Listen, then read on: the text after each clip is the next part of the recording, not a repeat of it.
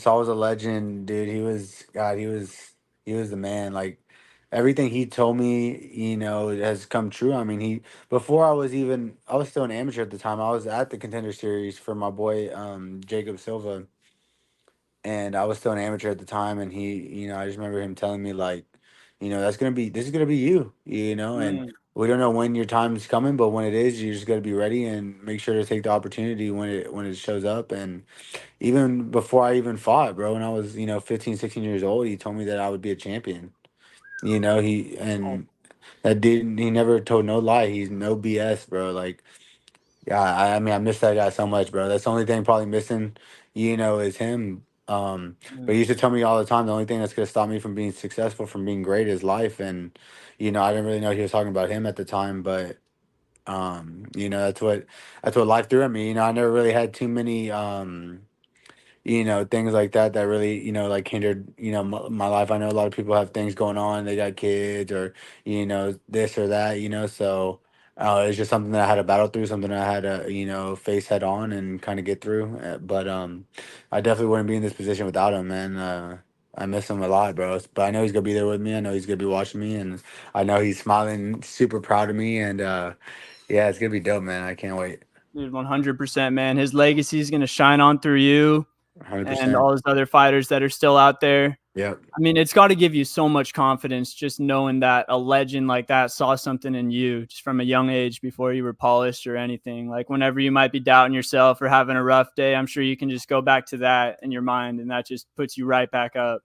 Bro, 100%. I mean, one like he's no BS. Like I said, bro. Like he literally was like he used to just see like he'd coach the regular classes and he's like, that's terrible. Like you're so bad. Like you're the worst. Like so blunt and honest, and that's why you love him. So I just remember him telling me that, and I just like everything he said, I just took it to heart. Like I believed, I just really Mm. embraced. So he told me I was gonna be a champion. He was like, well, you gotta lose the weight first. I was like 210 pounds. He's like, you get to 145, then I'll coach you. You can be a champion. I said, all right, sounds good to me. So that's what I did. I freaking told my mom. I was like, mom, this is what I'm gonna do. So she started cooking for me, and next thing you know, I lost like 50 pounds. Took my first fight at 17, and I mean, that was all she wrote. I lost my first fight, and I was like, yeah, this is what we're gonna do now. So I kind of just, for me, I'm just kind of all in mentality. I was like, this is, he told me that I'm gonna be a champion. I even stopped football. I went to high school when I was in high school. I was playing high school football, and I stopped and started. He was like, you need to keep wrestling, stay wrestling, and then come to the gym. So I used to just wrestle at school during lunch and stuff. During free periods, I would either leave school, get one on ones with him, or I would go run around the track. And then go to practice, and then go back to practice at night. To MMA. So, I kind of just went full in and said, "This is what I'm going to do." And since I was 17, I said, "I'm going to be a champion." My coach told me I'm going to be a champion, so I'm going to go prove him right. Some heavy shit right there, dude. Oh yeah, Gets me man. It's gets me fucking fired up to hope I'm to be dude, I'm champion fired soon. up. I'm fired up, bro. I love that man, dude. I mean, like I said, it's crazy.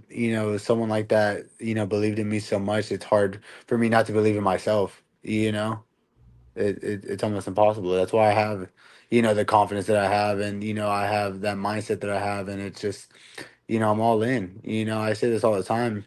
People, have a plan B or a plan C.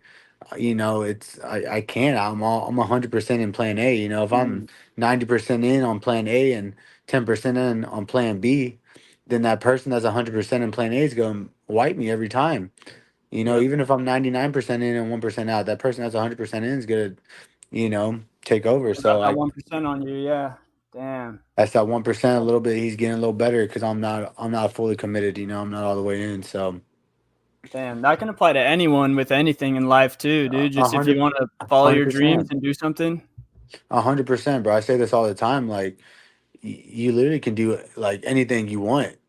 Like literally, like if you want to learn a whole different language, like you literally could do it. It just takes time and effort and commitment, and that's all it is.